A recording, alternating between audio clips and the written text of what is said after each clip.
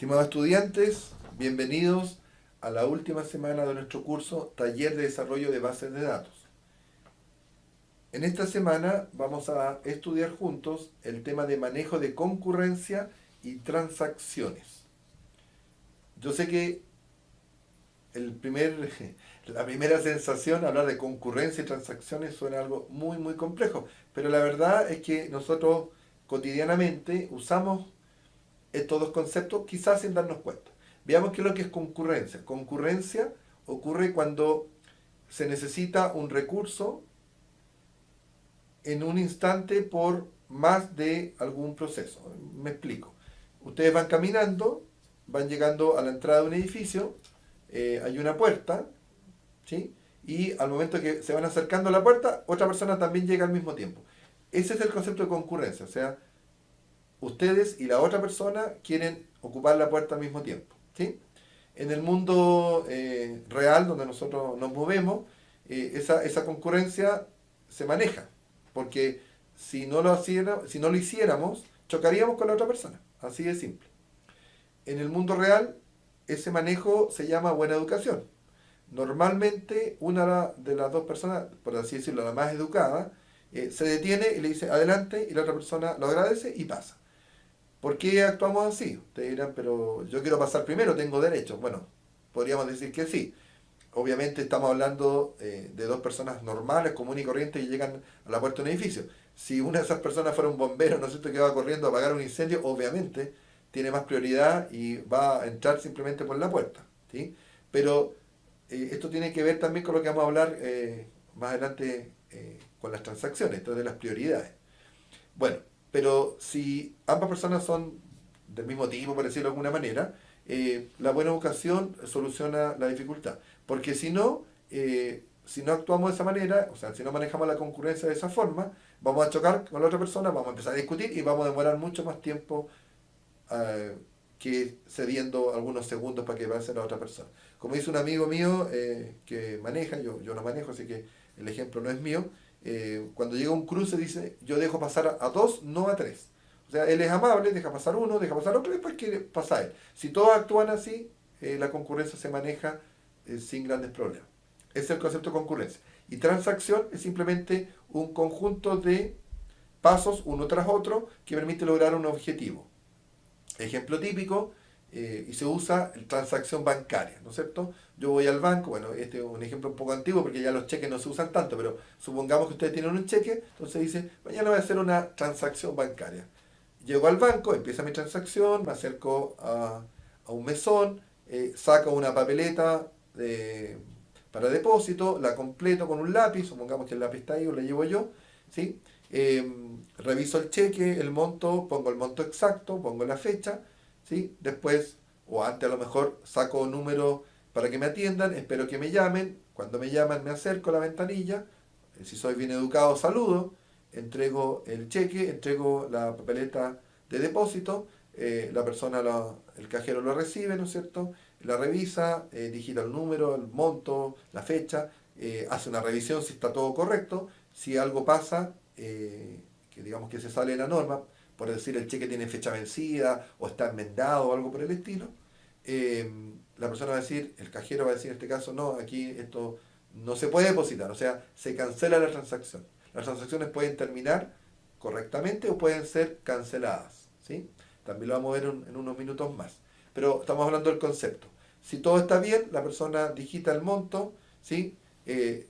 Saca la copia de la boleta de depósito, la entrega, se queda con el cheque como respaldo de la transacción y guarda, por así decirlo, el original como respaldo, ¿sí? Que es un respaldo para el cliente y que es un respaldo para el cajero. Eh, el cliente al recibir la copia da las gracias y se retira. Esa es una transacción. Tiene un inicio, un desarrollo y un final. Pero podría tener un final distinto al esperado. Si uno va al banco, quiere depositar el cheque, obviamente. Podría ser que esa transacción no termine correctamente. Vamos a ver el concepto. Como se fijan, estamos hablando de concurrencia y transacciones, conceptos que parecen difíciles, pero que son simples y sencillos. Ahora veamos esto dentro de lo que es el tema de la base de datos. En esta semana 7 y última, nuestro objetivo es realizar operaciones de manejo de concurrencia en transacciones de base de datos, por supuesto, y recuperación de base de datos para poder sacar provecho, ¿no es cierto?, a nuestra base de datos relacional. Entonces vamos a hablar de administración de transacciones y bloqueos. A ver, yo hablé de transacciones, ¿dónde salieron los bloqueos? El bloqueo es cuando para que una transacción ocupe un recurso, se bloquea para que otros lo puedan ocupar. Ejemplo trivial, hablábamos, ¿no es cierto?, en la semana anterior, este tema de las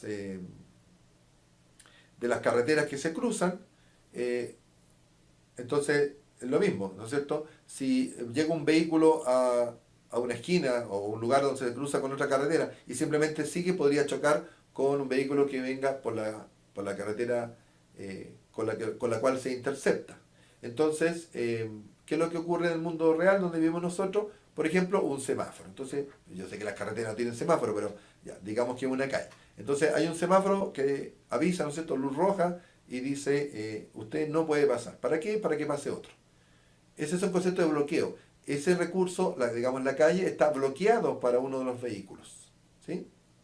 Y al igual que en el mundo físico, a veces los bloqueos no son útiles. Me refiero a que yo puedo llegar a una esquina, encuentro luz roja, sin embargo no viene ningún vehículo, pero no puedo pasar porque tengo bloqueado el acceso. Entonces, los bloqueos no son agradables, por así decirlo, pero permiten evitar males mayores. Los semáforos, a nadie le gusta un semáforo, pero permite o evitan, ¿no es cierto?, de que haya un choque con consecuencias graves. Entonces, vamos a ver este tema. Transacción, ya dijimos el concepto, es un conjunto de actividades o pasos que tiene un inicio, un desarrollo y un final, ¿sí? Y que se busca lograr un objetivo. Las transacciones cumplen en las bases de datos 4 propiedades que se reúnen en un acrónimo llamado ACID. ¿Ya? ¿Qué significa esto? Que las transacciones son atómicas, son indivisibles. O terminan o se cancelan. O sea, o terminan 100% o se cancelan, ¿sí? Y por lo tanto, nada de los cambios que se hicieron quedan definitivos. ¿Sí? Ese es el concepto. Lo del depósito del cheque más o menos lo cumple porque o yo deposito el cheque o no lo deposito, no queda medio depositado. ¿Sí? Es como la idea. Eso es atómico, indivisible.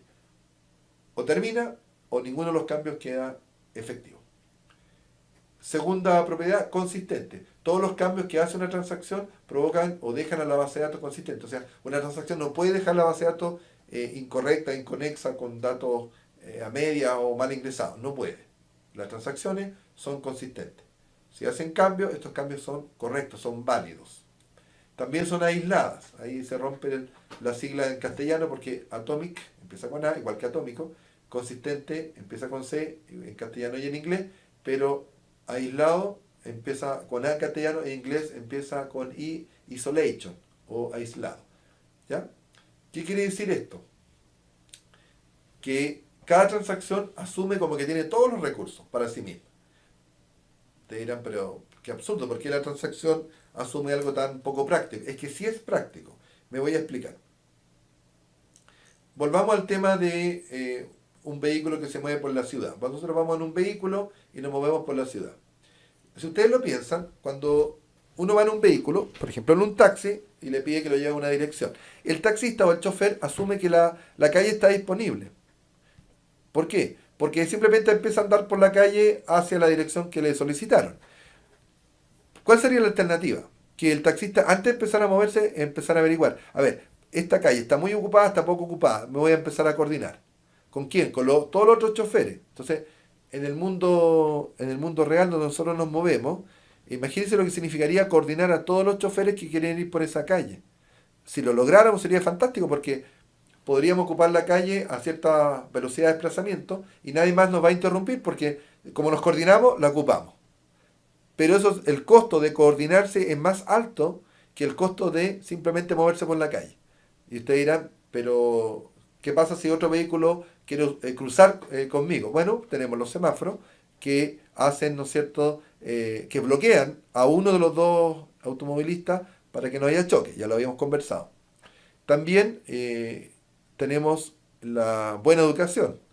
Bueno, en realidad el tema de los vehículos no hay buena educación, sino que hay normas del tránsito, pero las normas del tránsito tienen ciertos criterios, de tal forma que uno de los dos deje pasar al otro. Porque si yo llego a una esquina, trato de pasar y otro trata de pasar y frenamos para no chocar y como que nos bloqueamos, entonces al final vamos a perder los dos. Igual que estas dos personas que llegaban a la puerta y en lugar de una ser amable, los dos trataban de pasar y chocaban. ¿Ya? Entonces, aislado significa que cada transacción empieza a ejecutar su actividad definida y asume que los recursos, las tablas, los campos, los registros, los índices están disponibles. Ahora, si trata de ocupar una tabla que está bloqueada, ocurre lo mismo que cuando uno trata de ir por una calle que tiene un semáforo rojo, uno se detiene y espera un tiempo y después sigue, ¿no es cierto? Lo mismo ocurre con una transacción. Trata de ocupar todos los recursos y cuando uno no está disponible espera que se desocupe. Ya vamos a hablar un poquito más del tema. Entonces, el concepto de aislamiento es, cada transacción asume que tiene todos los recursos disponibles, porque tratar de coordinarse va a consumir más tiempo, más recursos que asumir que está disponible y simplemente aceptar los bloqueos cuando algún recurso no se puede ocupar. Y durable significa que los cambios que se hacen con una transacción permanecen, a menos que otra transacción los cambie. Pero lo que quiere decir es que si yo actualizo el saldo de cuenta corriente del cliente, producto del depósito de este cheque que mencionábamos, ese saldo queda actualizado definitivamente. No pasan 10 minutos y se borra la actualización, no, eso no ocurre. Lo que sí puede pasar es que otra transacción rebaje el saldo. Por ejemplo, la persona depositó el cheque, ¿no es cierto? Después de cierta hora, de ciertos días, quedó en efectivo en su cuenta corriente, entonces retira 50.000 pesos porque sabe que los tiene disponibles. Pero lo que ocurre es que otra transacción actualizó el saldo, no es que se perdió por sí solo. A eso se refiere con que las transacciones son durables. Entonces una transacción es ácida, atómica, consistente, aislada y durable. ¿Ya? Entonces, las transacciones nos permiten asegurar en la base de datos que varias modificaciones de los datos se procesen juntas, juntas entre comillas, juntas que van como los vehículos compartiendo la calle, digamos, en ese sentido van juntas. Y los bloqueos impiden los conflictos de actualización, porque si una transacción toma el registro donde está el saldo de la cuenta corriente, ¿sí?, de este cliente, porque el cheque se está haciendo efectivo, entonces tiene que soltar ese registro para que otra transacción lo pueda modificar.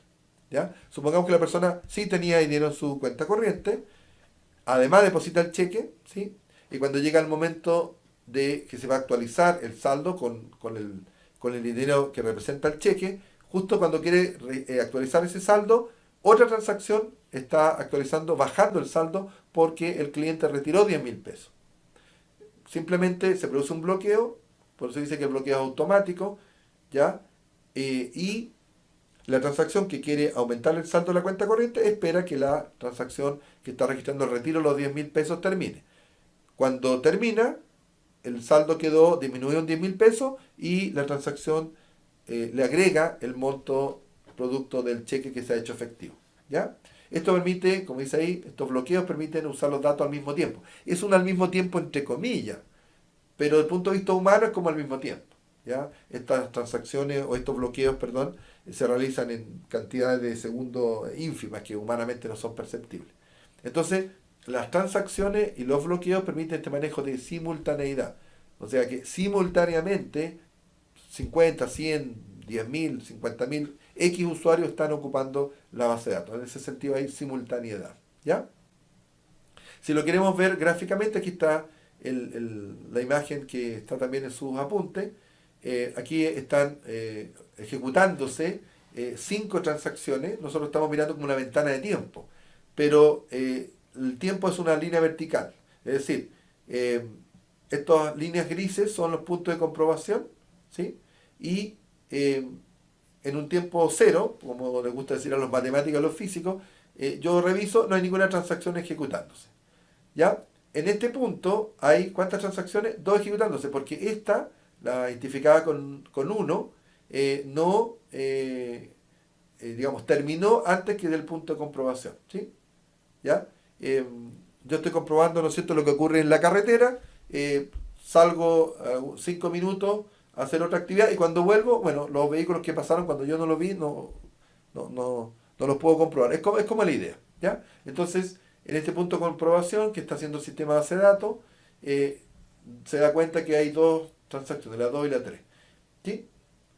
La 2 sigue avanzando, termina, la 3 sigue avanzando y continúa más tiempo, y la 4 empieza y termina ante el siguiente punto de comprobación. La 5 se está ejecutando en el otro punto de comprobación. ¿Y qué pasó? Que en ese punto de comprobación descubrimos que hubo un fallo del sistema. Entonces, ¿se acuerdan que las transacciones son atómicas? Por lo tanto, aquella transacción que no alcanzó a terminarse cuando se produjo el fallo, se tiene que deshacer. ¿Se fijan? Por eso dice que la transacción 3 y la 5 son deshechas porque no alcanzaron a terminar cuando ocurrió el fallo. Y como no pueden quedar cambios a media, se deshace todos los cambios que se hicieron. ¿Ya? Entonces, algunas recomendaciones: las transacciones deben ser lo más cortas posibles para evitar el riesgo que haya fallo. Hay ciertas instrucciones que son muy consumidoras de recursos, hay que tener cuidado de no incluir las transacciones. ¿Ya? No es bueno una transacción que requiera o necesita la intervención de un usuario, o sea, una persona, un ser humano. La transacción avanza, queda detenida hasta que un usuario o una persona hace algo. Esas no son recomendables porque si el usuario no está atento, eso podría trancar todo el funcionamiento del sistema. Es como alguien que va en un vehículo, llega a la esquina, prende las luces de emergencia, se baja y se da una vuelta, y arma, como se dice vulgarmente, un tremendo taco, producto de que no deja pasar. ¿Sí? Las transacciones se pueden anidar, o sea, una transacción puede llamar a otra, sí, pero no es recomendable. ¿Por qué? Porque empieza a aumentar mucho la complejidad y si se produce un error hay que deshacer la transacción que fue llamada por la transacción y así es un poquito complejo y puede degradar el rendimiento. También hay instrucciones que no se pueden incluir en una transacción, no se puede modificar la estructura de la base de datos, no se puede respaldar el log de lo que está ocurriendo, no se puede crear una base de datos ni borrar una base de datos dentro de una transacción. Tampoco reconfigurar, restaurar una base de datos o los registros o actualizar estadísticas. Esas instrucciones no se pueden incluir en una transacción. Y aquí hablábamos de bloqueo, hablado de bloqueos de calle como concepto. En el caso de la base de datos podemos bloquear una fila o registro, un bloque dentro de un índice, una página donde había, ¿se acuerdan? Por ejemplo, varios índices o varios valores de índice, grupos de páginas, la tabla completa. Podemos bloquear una tabla completa que es rápido de hacer, pero hay que tener cuidado, ya vamos a ver por qué. Y también podemos bloquear la base de datos completa. Hay momentos que necesitamos que una transacción use la base de datos completa y se acabó y nadie más lo puede ocupar. Y punto. ¿Ya? Ahora, hay bloqueos compatibles e incompatibles. Por ejemplo, los bloqueos compartidos son compatibles con todos los bloqueos excepto los exclusivos. ¿Qué es un bloqueo compartido? Yo puedo bloquear un recurso, ¿ya? Pero yo solamente ocupo una parte del recurso, ocupo algunos registros. Y puede llegar a otra transacción y ocupa otro registro de esa tabla, por ejemplo. ¿Sí? ¿Ya? Ahora, los bloqueos de actualización, cuando estoy modificando datos, acuérdense que yo solamente podría estar leyendo, son compatibles solamente con los compartidos porque estoy actualizando y no tiene sentido que alguien lo pueda modificar. ¿Ya? Ahora, hablamos de que las transacciones tienen aislamiento, isolation. Hay ciertos niveles. Hay aislamiento a nivel de lectura. ¿Ya? Y aquí está esta lectura commit, o sea, es una lectura que termina de hacerse completamente, porque commit, como ustedes vieron en los apuntes, commit significa que la transacción terminó satisfactoriamente. ¿Sí? Puede haber una lectura que no termine, ¿sí? Puede haber lectura de repetición, esas se van aislando dentro de la transacción para que no sean interrumpidas. ¿Sí? Ahora, todo el tiempo hemos dicho, mire, se bloquea un recurso y después se libera. Pero ¿qué pasa si se bloquea un recurso, por ejemplo una tabla, y la transacción que la bloqueó se cancela? Bueno, en ese caso se produce lo que se llama un timeout. O sea, después de un tiempo, el administrador de base de datos simplemente elimina esa transacción y libera los recursos. En el mundo real sería como este vehículo que quedó estacionado con la luz de emergencia y la persona salió a dar una vuelta. bueno, empieza a armar un taco, se genera una situación complicada y llega una autoridad, alguien con la potestad de hacer algo, por ejemplo, en el caso de Chile sería carabinero o la policía genéricamente, y una persona ve el vehículo con la luz de emergencia, no hay conductor, entonces simplemente da instrucciones de llevársela. Ahora, ¿cuánto se va a demorar? Es discutible, porque tiene que llevar una grúa, etcétera, etcétera, a menos que el policía, bueno, ahí realmente no sé si un policía puede subirse a un vehículo y si está la llave expuesta sacarlo, no lo sé. Pero lo de la grúa sé que funciona y simplemente llega una grúa, se lleva el vehículo. ¿Ya? Ese sería el concepto, o sea, pasa un tiempo de que está bloqueado un recurso y se genera una alerta, oye, aquí está pasando algo, hay que intervenir y se soluciona la situación. Ahora, aquí tenemos una gráfica que representa, que empieza en el eje X hablando de bloqueo a nivel de fila o registro, a nivel de página, que es un conjunto de registros, y a nivel de tabla. Granularidad significa nivel de detalle. Fila tiene mucho más detalle, ¿no es cierto? O sea, es más puntual en realidad que la página agrupa filas y la tabla agrupa las páginas y por supuesto las filas o registros.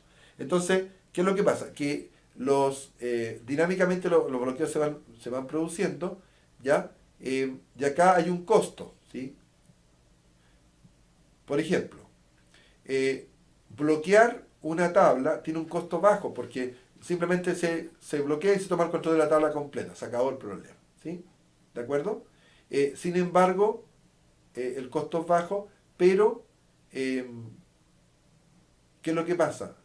Que la simultaneidad sale muy cara. ¿Qué quiere decir? Que si una transacción bloquea una tabla, ¿sí? Ninguna otra transacción la puede ocupar. Entonces, hacer el bloqueo de la tabla es rápido, pero las consecuencias son de que se pierde simultaneidad. O sea, otras transacciones que querían ocupar la tabla en forma simultánea, ¿sí? No lo pueden hacer porque está bloqueada. Eso es lo que se refiere. ¿Ya?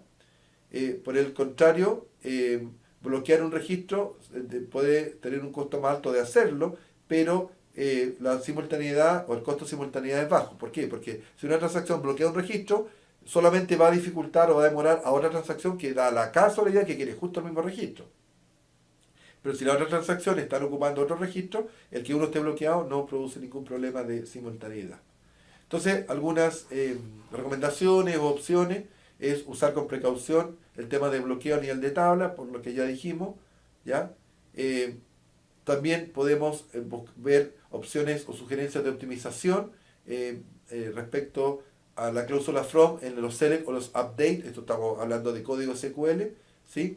Y de esa manera mejorar el rendimiento del uso de la tabla, ¿no es cierto? También podemos suplantar la opción de bloqueo en el nivel de sesión, o sea, opciones de bloqueo que son útiles, para un usuario podemos suplantarlas para otro usuario que las quieran utilizar. ¿Ya? También podemos revisar qué pasa con los bloqueos a través de la ventana de actividad del monitor de base de datos. Tenemos el procedimiento almacenado SP-Lock. Lock quiere decir bloquear. El lock literalmente es candado. Imagino que han visto lock and lock, o sea, cerrado o abierto. También podemos verlo a través del analizador de SQL, monitor de sistema de Windows, que aparece en los apuntes, y alguna información adicional que nosotros podamos averiguar respecto a los bloqueos específicamente para nuestra base de datos. Eso es el concepto de nuestra semana 7 última. Eh, yo creo que queda bastante claro de que el manejo de transacciones es útil porque garantiza que la transacción o se completa o no queda nada modificado de manera parcial, que eso es muy complejo.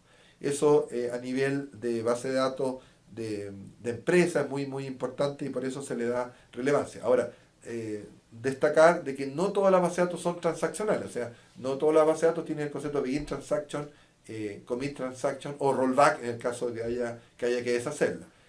Algunas bases de datos no son transaccionales. SQL Server, la que nosotros usamos, sí lo es. Eso quería comentar. Agradecer la paciencia de que hayamos trabajado juntos hasta la semana 7 y los invito a revisar los apuntes, hacer los ejercicios y consultar todas las dudas que puedan existir. Y quedamos hasta acá, ¿no es cierto?, con nuestro estudio de nuestra semana 7 y de nuestro curso. Muchas gracias y hasta más adelante.